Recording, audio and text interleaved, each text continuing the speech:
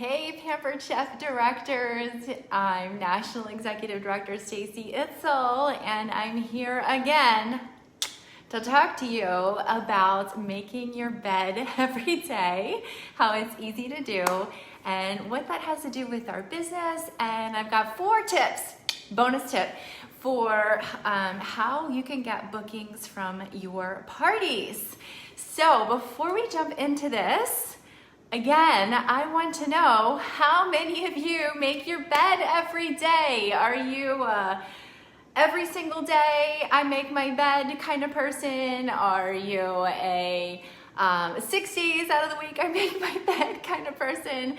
When I was a little girl, my mom didn't make me make my bed on Sundays. I got 1 day off to making my bed, and that was something that she ingrained in me from a young age, and to this day, I feel so much better when I make my bed every day. We'll talk about that in a second. But anyway, tell me below, are you a make your bed every day kind of girl, kind of guy, or no? No shame, no judgment, just curious there. So, I want to talk to you about how making your bed is kind of easy, and I thought it would be very impactful to come to you from my bedroom on top of my bed that is made, by the way, because I do that every day.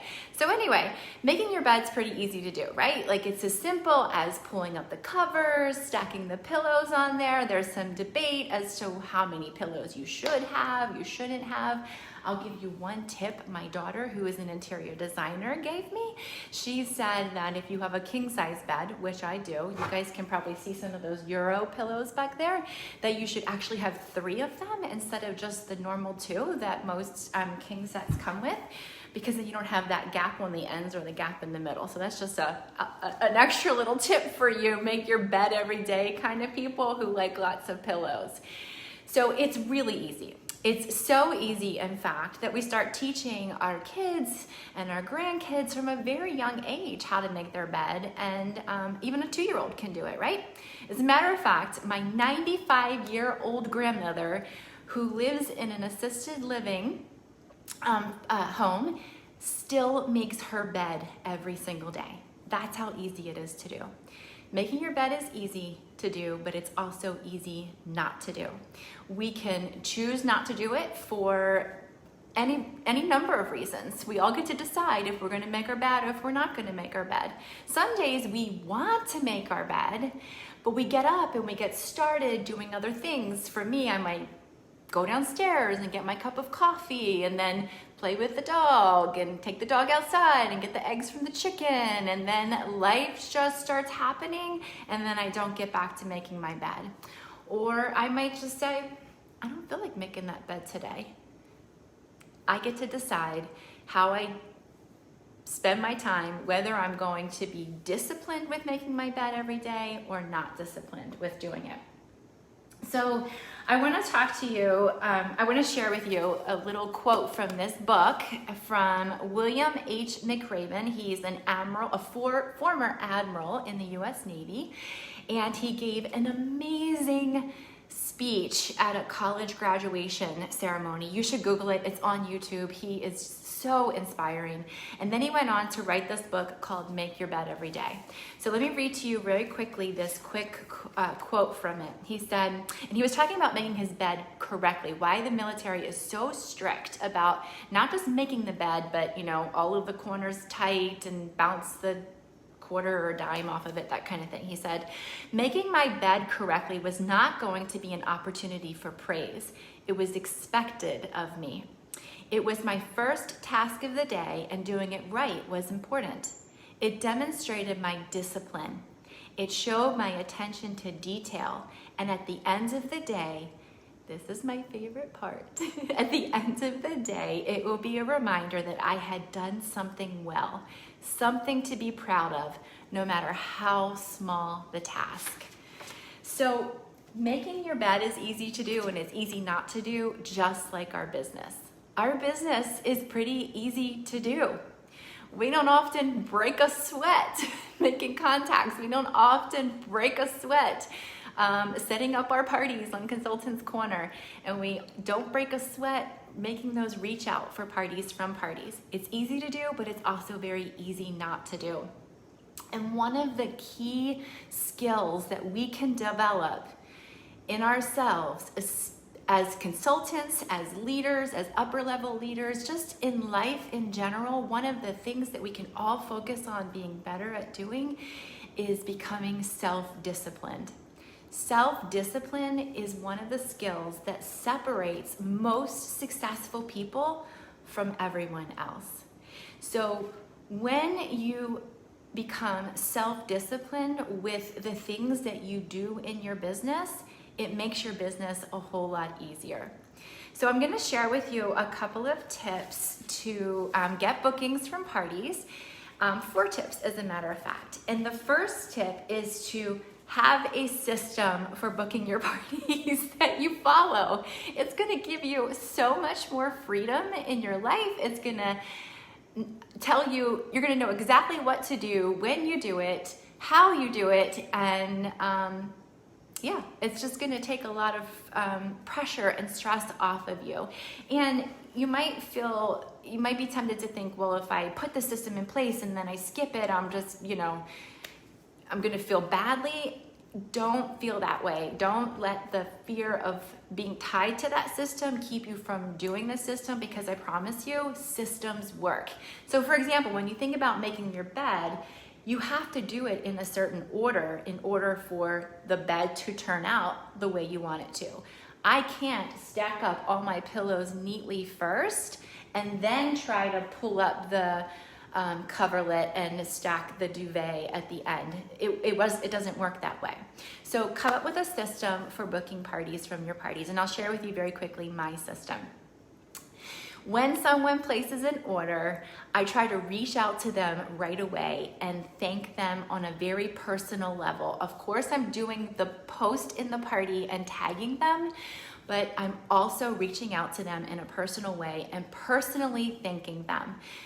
I'm sure you've heard it said many times that people do business with people that they know, like, and trust, and people book parties because of us. They'll buy in spite of us. Like, we don't have to do a great job. People will buy Pampered Chef products because they love our products, they want to support their friend, but they will book the party because of us. So building that relationship, making that personal connection with your customers is really important. The second thing is partner with your host to get those bookings. We have a great new paid for incentive by Pampered Chef that when our hosts get 3 bookings from their parties, they're going to get a $50 shopping spree in addition to a deeper discount on another future party pick and 10% off for an entire year. So make sure your hosts really understand all of the benefits of her friends and family getting bookings from the party. Explain to him or her how it's a win-win for both of them. Their friend or family member is going to get free and discounted products. They're going to get free and discounted products again. And just really partner with them to get those 3 bookings from the party. The third step is to ask everyone else. Ask the guests that have ordered that your host has not partnered with you to reach out to them. Ask the guests that have participated in the party but haven't ordered, and I'll give you a little tip for how you can connect with them in a second. But just make sure you're asking everyone. Everyone deserves the opportunity to say, no, I don't want any freebies. Why are we so comfortable with asking people to spend money when we invite them to a party versus not being comfortable with asking them if they want to get free and discounted products? It's all in our mindset, right? So ask every single person that's in the party if they want to have a party. And then 4th step is follow up. You cannot be a Pampered Chef consultant and not know this phrase. The fortune is in the follow-up. I often reach out to my customers 2 or 3 times to offer the business opportunity and to get bookings from their parties. It's okay to ask again when they don't respond because let's face it, life happens. You can hear my dog barking outside right now. She wants to come in the house. If I was just got a text message from someone or a Facebook message or the phone rang or I got an email and I was reading it and responding, I would get distracted by the dog barking and go let her in and then probably forget to respond back to that person. So it's give yourself permission to follow up. That's where the bookings come, when you ask the second time, the third time, and give them permission to tell you no as well. Like if after I have messaged them or reached out the second or third time, I'll often say, hey, I don't want to be a nag. I don't want to get on your nerves. Let me know either way. I don't want you to miss this opportunity either to take advantage of getting some free and discounted products. So that's actually all of part of the first tip that I have for you, is to have a system. I share with you my system. It's to reach out and say thank you, then reach out, partner with my host before the party ends to get the bookings, and then I'm asking everybody else that my host did not connect me with, and then I'm following up consistently with the people that I don't get that firm no from. And then, so step 2, or tip number 2, is to track. You have to track what you're doing in your parties. I'm getting close to 50. It's hard for me to say that, but I'm actually decided I'm gonna embrace it and I'm gonna be a fabulous 50. And I can barely remember what I ate for dinner 2 days ago. I cannot remember the conversations that I had 2 days ago. And I know that I'm a lot older than many of you, but come on, let's be real. How many of us really, whether you're in your 20s, 30s, or 40s, how many of you can really remember every single person you reached out to 2 days ago? If you can, I need to have a one-on-one conversation from you and find out how you're doing that. The reality is, when you're doing your 4 parties a week, 8 parties a week, you will not remember everyone that you connected with in some way or who you tried to connect with. So write it down, because when you have a host who is doing that 3-way message with you and connecting you with the guest in their party, you don't want to then reach out to them individually. That feels like you might not know what you're doing, right? So track it. Who are your ordering guests? How are you going to connect with them? Did your host connect you with them, or are you going to connect with them separately? Who is participating in your party that isn't ordering? How are you going to reach out and connect with them? Because if they're in that party and they're engaging and they're having fun and they're not ordering, a lot of times it's just because they can't afford, or they don't want to spend the money, the full price money, on the items that they've got their eye on. So they are your hottest booking leads. Let me tell you, your non-ordering guests that are participating are often your hottest booking leads in a party. Okay, so we're going to have a system for our reach outs. We're going to track how we're reaching out to people in some way. And then the next tip is to do a Google survey in your party and ask what item is still on your wish list. That is one of the most important questions that I ask on my survey, so that when I reach out to that person, I can tell them how I can get the items, help them get the item on their wish list at a really great discount. And here's another tip for when you do your Google survey. If you are tracking all of your participating guests and all of your ordering guests, when you post that Google survey, you can tag all of those people in either the comments, or even when you post it. I give away like 1 million tickets for anyone who fills out that survey. So when I tag them, I get a lot more people filling it out, because I'm making them aware that that survey is there, and they're going to get 100 million billion tickets for filling it out. So those are my 2 tips when it comes to a survey. Tag your participants and your ordering guests, and then also ask them what items are still on their wish list. And then finally is just commit. Commit to doing the things that work to get yourself parties.